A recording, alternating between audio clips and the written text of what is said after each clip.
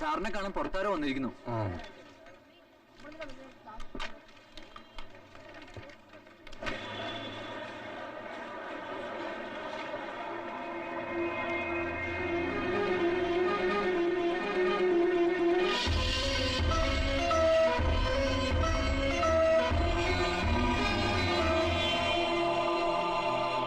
മോളെന്തി ഇഷ്ടമൊന്നുമില്ലേ?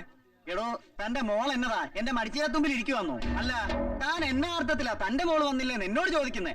അല്ല, കുഞ്ചറിയാച്ചൻ പറഞ്ഞു നിങ്ങൾ തരവഴിത്തരം പറയരുത്. തന്റെ മോള് വല്ലവന്റെ കൈ തൂങ്ങി പോയിട്ടുണ്ടെങ്കിലേ ആ വഴിക്ക് അന്വേഷിക്കണം. താൻ എന്തറിഞ്ഞിട്ടാണോ മാനമര്യാദക്ക് ജീവിക്കുന്ന എന്റെ വീട്ടിൽ കയറി വന്നിട്ട് തന്റെ മോളെ ഞാൻ അടിച്ചോണ്ട് പോയെന്ന് പറഞ്ഞു? എന്താ പറ്റി ചേട്ടാ, ഞാൻ കഴിഞ്ഞ 2 ആഴ്ചയായിട്ട് ബോംബെയിലായിരുന്നു. ഞാൻ മാത്രമല്ല, എന്റെ കുറച്ച് സുഹൃത്തുക്കളും ഉണ്ടായിരുന്നു. ഇന്ന് കാലത്ത് വന്നപ്പോഴല്ലേ ഇവിടെ നടന്ന തൊന്തരമൊക്കെ അറിയുന്നത്. ഞാനില്ലാത്ത നേരത്തെ ഇയാൾ എന്റെ വീട്ടിൽ കയറി വന്നിട്ട് എന്റെ അപ്പച്ചനോടും അമ്മച്ചോടും പറഞ്ഞേക്കുവാ ഇയാളുടെ മോളെ ഞാൻ തട്ടിക്കൊണ്ടു പോയെന്ന്. രോമിച്ചൻ ഡിസമ്മയ്ക്ക് കൊടുത്ത എഴുത്തുകൾ ഞാനും കണ്ടതാ. ഒരു ബന്ധുവില്ലാത്ത ഒരു പെണ്ണിന് ആരെങ്കിലും പ്രേമലേനം കൊടുക്കും? അതിപ്പോ ആമ്പിള്ളേരാകുമ്പോ പെമ്പിള്ളേർക്ക് ഒരു കത്തൊക്കെ കൊടുത്തെന്നൊക്കെ ഇരിക്കും. എന്നും കണ്ട ഐറ്റങ്ങൾ അടിച്ചോണ്ട് മുങ്ങ. എടാ, അഥവാ വന്നിട്ടുണ്ടെങ്കിൽ തന്നെ അപ്പൊ പ്രതിഫലം പറ്റിയിട്ടുണ്ടോ വന്നോളാറ്. താനാള് കൊള്ളാമല്ലോളൂ. മോക്കൊണ്ടെന്നൊരു ആലോചന. പോയാൽ ഒരു വാക്ക് കിട്ടിയാലോ? പുളിയാങ്കുന്നിലെ കുഞ്ചറിയാച്ചന്റെ മോൻ. മോള് പോയിട്ടുണ്ടെങ്കിലേ അവളിങ്ങി വരും, കൈ നിറയെ കാശുമായിട്ട്. എന്നെ അങ്ങ് വിട്ടേര്.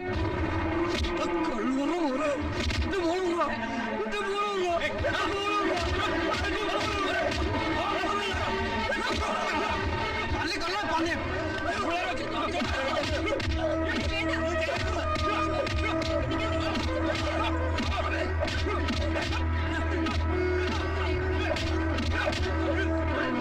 അടിച്ച് പറയണം.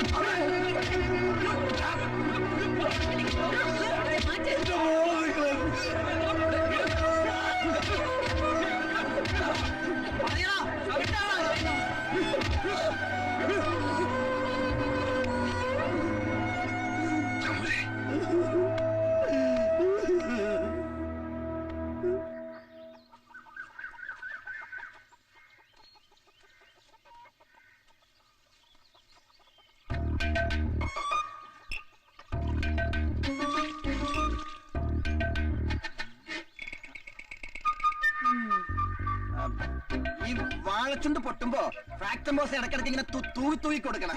പിന്നെ ഈ കൊലയൊക്കെ വളർന്നു വന്ന് താഴെ മുട്ടും. അതങ്ങ് വിട്ടേക്ക്, അല്ലെങ്കിൽ ചെകിട് കൂട്ടും. ജോണി ചായം വരുന്നത് അറിഞ്ഞ് പപ്പ കാലത്ത് പടല എണ്ണി വെച്ചിട്ട് പോയതാ. പപ്പ എണ്ണിന്ന് പറഞ്ഞ് എനിക്ക് എണ്ണിക്കൂടെ? ഇതാ നിന്റെ കുഴപ്പം. ചുമ്മാ തെറ്റിദ്ധരിക്കും. സമയദോഷം കൊണ്ടാ. അല്ലെങ്കിൽ എത്രയോ ബാറ്ററി എത്രയോ സർക്കാർ ഡ്രൈവർമാർ അടിച്ചു മാറ്റി വെക്കുന്നു. പിടിക്കുന്നുണ്ടോ? ഇല്ല. കുഞ്ചുക്കനെ ഞാൻ പറഞ്ഞത് അച്ചട്ടാ. അല്ല, നമ്മുടെ സഭാ നിയമപ്രകാരം ചെയ്യാൻ പാടില്ലാത്തതാ. നീ എന്നോട് പൊറുക്കണം. എന്നാത്തിനാ? നീ പുറത്തുനിന്ന് വാക്ക് തന്നാലേ ഞാൻ പറയത്തുള്ളൂ. നമുക്ക് കഷ്ടകാല. ഓ, അതിപ്പോ നിങ്ങൾ കെട്ടിയപ്പോലോ തുടങ്ങിയതല്ലേ? നീ തമാശ കള ട്രീസേ, തമാശ കളയാൻ. എന്താ? സഭക്കാരറിയരുത്. കഴിഞ്ഞ ആഴ്ച ഞാൻ എന്റെ സമയം ഒന്ന് നോക്കിച്ചു. കുഞ്ചുക്കണിയന്റെ അടുത്തേ വ്യാഴം ഒന്ന് മാറിയാൽ രക്ഷപ്പെടുന്ന അയാൾ പറയണത്. ഒരു 3000 രൂപ മുടക്കിയാ വേഴത്തെ ഈസി ആയിട്ട് മാറ്റാം. നീ ഒരു 3000 രൂപ സംഘടിപ്പിച്ച് ചാടി നമ്മുടെ കഷ്ടകാലം ഞാൻ മാറ്റിത്തരാം.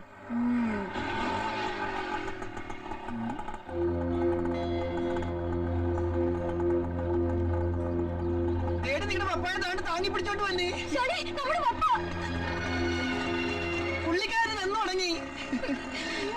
പപ്പായ ഒന്ന് ഇങ്ങനെ തന്നെയാണോ?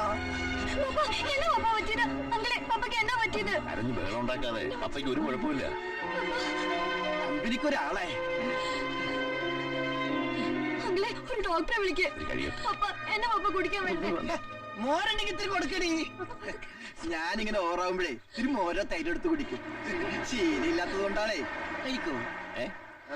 മോരുണ്ട് അവിടെ? അല്ല ശേഖരനാഥൻ സാറേ, എനിക്കറിയാൻ മേലാണ്ട് ചോദിക്കുക. പെൺകുട്ടിയെ കാണാതായിട്ട് 1.5 ആഴ്ച കഴിഞ്ഞു എന്ന് പറയുന്നു. ഇതുവരെ നിങ്ങൾ പോലീസിൽ പരാതി തന്നിട്ടില്ല, അന്വേഷിച്ചിട്ടുമില്ല. ഇടയ്ക്കൊക്കെ ഈ കൊച്ച് ഇങ്ങനെ വീട് വിട്ട് പോകാറുണ്ടോ? ഉണ്ടോടോ? സാറേ, കുഞ്ചറിയുടെ മകന്റെ കൂടെ പോയെന്നാ കരുതിയിരുന്നത്. തിരിച്ചെത്തി അവരുടെ വിവാഹം നടത്തി കൊടുക്കാമെന്ന് കുഞ്ചറിയെ വാക്ക് തന്നതുമാണ്. ഈ സാഹചര്യത്തിൽ പുറത്തറിയിക്കണ്ടെന്ന് അയാൾ തന്നെ പറഞ്ഞത്. ഈ കുഞ്ചറിയുടെ മോൻ തന്നെയല്ലേ പറഞ്ഞേക്കുന്നത് അവന്റെ കൂടെ പെണ്ണ് പോയിട്ടില്ലാന്ന്? കുറഞ്ഞ പക്ഷം സ്കൂൾ അധികൃതരിലും അറിയിക്കേണ്ടതല്ലേ? സ്കൂളിൽ പറഞ്ഞിരിക്കുന്നത് കുട്ടിക്ക് സുഖമില്ലാണ്ടായി കിടപ്പിലാണെന്നാണ്. ഈ രീതിയിൽ കേസ് കോടതിയിലെത്തിയാൽ സമാധാനം പറയേണ്ടി വരുന്നത് പെണ്ണിന്റെ അച്ഛൻ തന്നെ ആയിരിക്കും. പ്രായപൂർത്തിയായ ഒരു പെൺകുട്ടിയെ കാണാതായിട്ട് 15 ദിവസം ആരാണ്ടും പറഞ്ഞ വാക്കും വിശ്വസിച്ച് മാനത്തേക്ക് നോക്കി ഇരുന്നു എന്ന് പറഞ്ഞ സാറേ, കുട്ടിയെ കാണാതായെന്ന് അറിഞ്ഞപ്പോ തന്നെ പരാതി തരേണ്ടതായിരുന്നു. പക്ഷെ ഞങ്ങള് അയാളുടെ വാക്ക് വിശ്വസിച്ചിരുന്നു പോയി. ഒരു റിട്ടൺ കംപ്ലൈന്റ് ഇതാ, ഞങ്ങൾ അന്വേഷിക്കാം. എന്നാ ഇത് പന്ന കൈവറടാ മോനെ, വെച്ചേക്കത്തില്ല നിന്നെ ഞാൻ. തോന്നിയ ദിവസം കാണിച്ചു അപ്പം കാശുമായിട്ട് പിന്നാലെ ഇറങ്ങിക്കോളാൻ. എന്റെ 5 കാശ് ഇക്കാറ്റ് ഞാൻ ഇറക്കത്തില്ല. വിടന്ന് കുഞ്ഞറിയാച്ച, ക്ഷമ ആട്ടും സൂപ്പിന്റെ പടം വരുമെന്ന പറഞ്ഞോളൂ പാപ്പച്ചായ, അപ്പനാന്ന് പറഞ്ഞിട്ട് കാര്യമില്ല, വകതിരി വേണം. എണ്ണം കെട്ടവനെ, നിന്റെ 6-ാം വാരി നോക്കി നന്നല്ലോ. ഒരു തട്ടുകേടുണ്ട്. ഇനി അതങ്ങനെ പരിഹരിക്കാൻ നോക്കുന്നതിന് പകരം തട്ടുകേട് കേസിൽ നൂരാൻ കാശ് എത്ര വേണമെന്ന് അറിയാമോ? വകുപ്പ് മറ്റേതാ അല്ലേടാ പാപ്പച്ചി, കുടുംബോടാവേ. വകുപ്പിന്റെ കാര്യം ഓർത്തൊന്നും നിങ്ങൾ ആദ്യം കേട്ടണ്ട. കാശ് എവിടെ എറിയണമെന്ന് ഞാൻ പറയും, എറിഞ്ഞാ മതി. ആദ്യം പെണ്ണിനെയും കൊണ്ട് ഇവൻ മുങ്ങിയ ദിവസം ഇവൻ ഏതെങ്കിലും സർക്കാർ ഓഫീസിലുണ്ടായിരുന്നു എന്ന് നമുക്ക് തെളിയിക്കണം. അത് നമുക്ക് തെളിയിക്കാം. ആകെ മൊത്തം കാശ് എത്ര വേണ്ടി വരും പാപ്പച്ചി? പെണ്ണിന് വയസ്സ് 16 ആണെന്നുള്ളത് ഉറപ്പല്ലേ? അതെ, 16. ആ, ഒരു 5 ലക്ഷം കരുതി. ഒരു 2 വയസ്സ് കൂടുതലായിരുന്നെങ്കിൽ 1.5 ലക്ഷത്തിൽ ഒതുക്കായിരുന്നു. ഇപ്പൊ പഴയതൊന്നും അല്ല കുഞ്ചറിയാച്ച. ഞങ്ങളുടെ കൂട്ടത്തിൽ ഒരുത്തനും ഒന്നി കുറഞ്ഞ കാശ് കൈകൊണ്ട് പറഞ്ഞില്ല. ആ,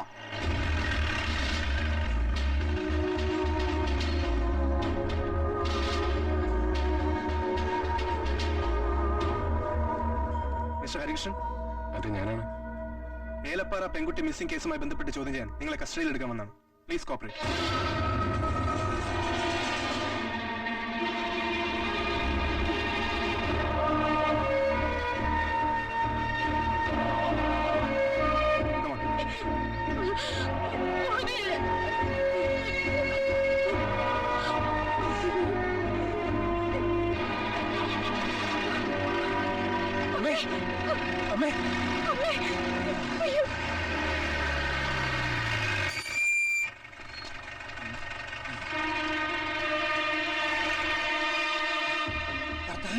ബാറ്ററിയുടെ തുമ്പെല്ലാം കിട്ടിയ ഇവിടെ ആരുമില്ലേ? എന്നാ സാറേ? സാമുവൽ സാറില്ലേ? ഇല്ല, അവര് തിരുവനന്തപുരത്തിന് പോയേക്കുവാ. സാമൂൽ സാർ വന്ന തന്നെ സ്റ്റേഷനിലേക്ക് വരാൻ പറയാം. ആരാ വന്നത്? പോലീസുകാരാ പപ്പയെ തിരക്കി. അപ്പൊ എന്നെ വിളിക്കായിരുന്നില്ലേ? ആളൊരുത്ത നിന്റെ അകത്തില്ലേ? പോയ അവര്. കർത്താവേ, ഓരോരോ പരീക്ഷണങ്ങളെ.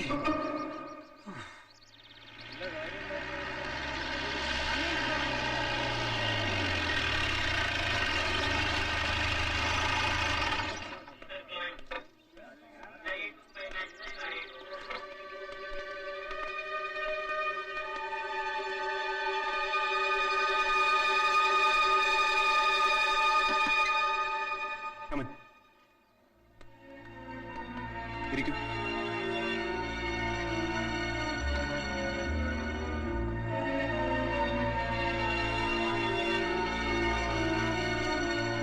കോട്ടയം SP ഓഫീസിൽ നിന്ന് ഒരു കോൾ വന്നിരുന്നു. ഇന്നലെ രാത്രി പന്തളത്ത് വെച്ചൊരു പെൺകുട്ടി അറസ്റ്റ് ചെയ്തു.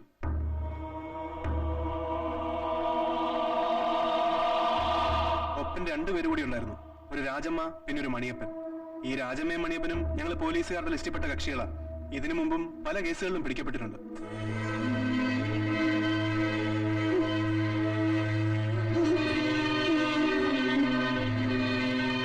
പല കൈമാറിയാണ് കുട്ടി ഇവരുടെ കയ്യിൽപ്പെട്ടതെന്നാണ് പോലീസിന്റെ നിഗമനം. പെൺകുട്ടിയെ മിസ്യൂസ് ചെയ്ത 40ഓളം ആൾക്കാരുടെ ഡീറ്റെയിൽസ് കുട്ടി തന്നെ പോലീസിനോട് പറഞ്ഞു കഴിഞ്ഞു.